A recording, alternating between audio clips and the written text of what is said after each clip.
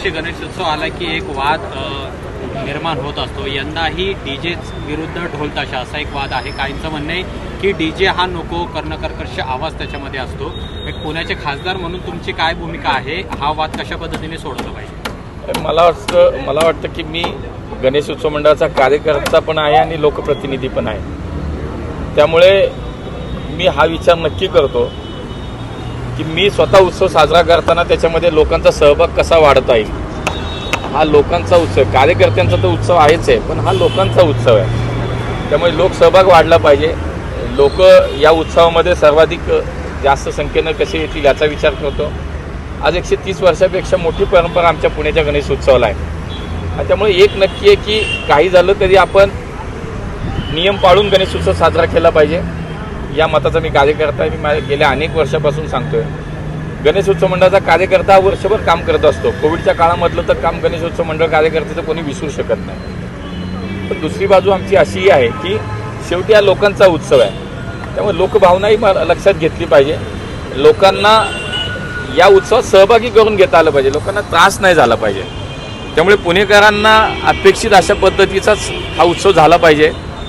जे सध्या DJ, plasma, pressure feed या संदर्भात जे प्रेशर मीड या विषयात जे काही सगळ्या चर्चा चालू आहेत, मला असं वाटतं की ह्याच्यामध्ये गणेश उत्सव मंडळाचा कार्यकर्ता म्हणून आणि लोकप्रतिनिधी माझी एक भूमिका नक्की आहे की हा उत्सव लोकांचा आहे। आपल्याला लोकांना सोबत घेऊन हा उत्सव साजरा केला पाहिजे।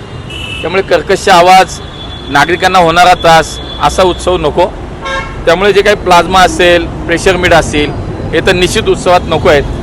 त्यामुळं न्यायालयाने सुद्धा जे काही नियम घालून दिलेत, जे काही आदेश आहेत, मला असं वाटतं त्या नियमामध्ये राहून आम्ही आमचा उत्सव साजरा केला पाहिजे। आम्ही 12 महिने काम करणारे सगळे कार्यकर्ते आहोत। त्यामुळे केवळ उत्सवाच्या वेळेला लोकांना त्रास होईल अशी भूमिका नको, लोकभावना लक्षात घेतली पाहिजे। आणि म्हणून मला असं वाटतं की कर्कश आवाजाचा अतिरेक हा निश्चित नको आहे। नागरिकांना हवा असलेलाच उत्सव आमचा झाला पाहिजे। त्यामुळे कार्यकर्ता म्हणून आणि एक पुणेकर म्हणून माझं निश्चित हे मत आहे की शेवटी ढोल ताशात आपलं पारंपरिक वाद्य आहे। त्यामुळे ढोल ताशांच्या बाबतीत सुद्धा पोलिसांनी फार कडक भूमिका घेऊ नये।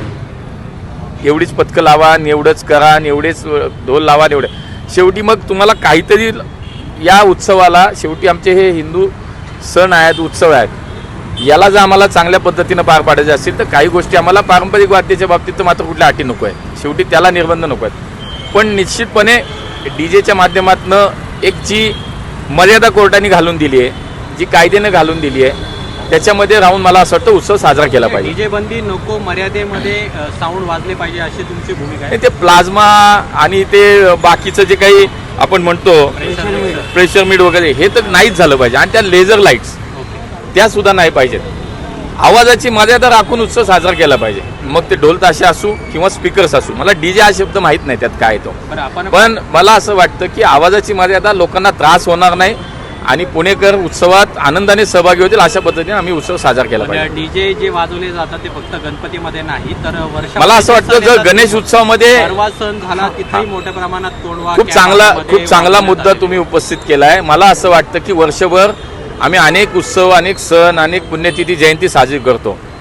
गणेश उत्सवामध्ये जर आम्ही आज हे पाळलं तर वर्षभर होणाऱ्या कार्यक्रमांना एक नक्की मला असं वाटतं दिशा मिळेल। पण हा मुद्दा नेहमी गणेशोत्सव सुरू झाला कीच येतो, इतर वेळी डीजे मोठमोठ्या प्रमाणात वाजत येतो। नाही, मला असं वाटतं की कुठलाच विषय, मी कुठल्याच सगळ्याच म्हणतोय, लोकांना त्रास होईल असं नाही झालं पाहिजे। आपण उत्सव साजरा केला पाहिजे, आपण वेगवेगळे सण साजरे केले पाहिजेत, पण लोकांना शेवटी पुणेकरांना अपेक्षित आहे अशा पद्धतीने साजरा केला पाहिजे, तो नियमात राहून साजरा केला पाहिजे, ही मला असं वाटतं माझी भावना आहे।